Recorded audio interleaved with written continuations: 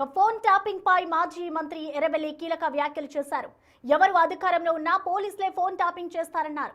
ప్రభుత్వానికి వ్యతిరేకంగా ప్రభుత్వాన్ని పడగొట్టాలనుకున్న వాళ్లను కనిపెట్టడానికే ట్యాపింగ్ చేస్తారని వెల్లడించారు. ఇదంతా కేసీఆర్, కేటీఆర్, హరీష్ రావులను ఇరికించే ప్రయత్నమన్నారు ఎర్రబెల్లి దయాకర్.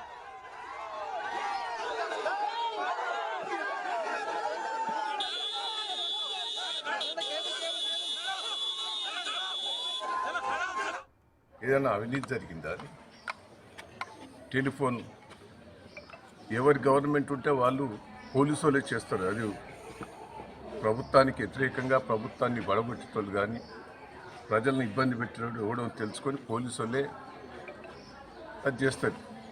దాంట్లో కావాలని కేటీఆర్ను, హరీష్ రావు గారిని, సంతోష్ను, కేసీఆర్ గారిని ఇరికిచ్చే ప్రయత్నం చేస్తున్నాం. చట్టం ఉన్నది, ఎదుర్కొంటాం, ప్రజలు ఉన్నారు. ఏ పోరాటానికైనా మేము సిద్ధంగా ఉన్నాం.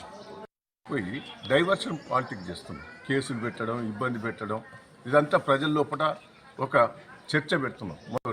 ఇప్పటికైనా పోలీసు వాళ్ళకి రిక్వెస్ట్ చేస్తున్నా,